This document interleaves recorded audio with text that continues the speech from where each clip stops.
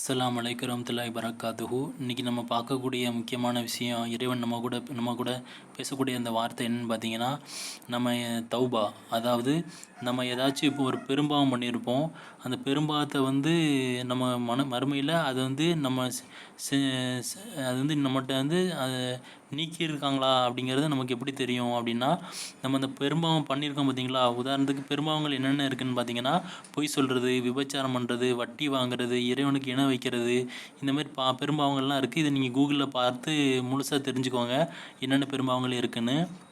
அதெல்லாம் செஞ்சதுக்கப்புறம் நாம் அதை முதல்ல அந்த உண்மை தெரிஞ்சு போவோம் இதெல்லாம் பெரும்பாவம்னு.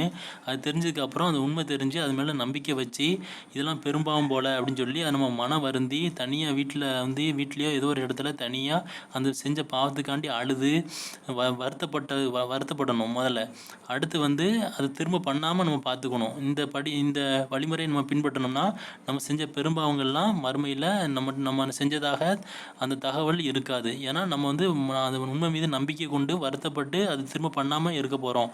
அதனால் இதை நீங்கள் செயல்படுங்க. கூகுளில் பாருங்கள். என்னுடைய வாய்ஸ் கேட்க முடியாது, அதனால் மியூட் பண்ணி இதை 153வது வசனத்தை படிங்க. 7வது அத்தியாயம் 153வது வசனத்தில் இறைவன் குறிப்பிடுறான் பெரும்பாவத்தை எப்படி நீக்கிறது பற்றி. அதனுடைய வழிமுறையை உங்களுக்கு சொல்லிட்டேன். அல்லாஹ்வுக்காக செயல்படுங்கள்.